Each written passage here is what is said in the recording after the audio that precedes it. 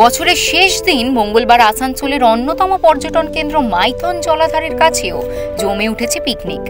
নৌকাবিহার, গান, খাওয়া দাওয়া সব মিলিয়ে জমজমাট মাইথন। আমরা এখানে টিউশন থেকে এসেছি পিকনিক করতে, তো আমরা এখানে সবাই বন্ধুরা মিলে আনন্দ করব।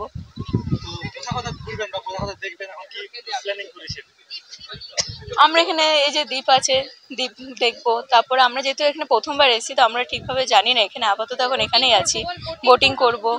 আমরা এসেছি আসানসোল থেকে। আপনারা আজকে 31শে ডিসেম্বর কিভাবে পালন করবেন?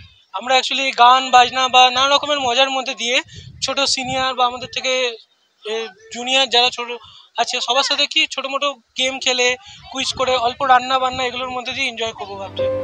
আসানসোল থেকে জয়ন্ত সাহার রিপোর্ট, ওঙ্কার বাংলা।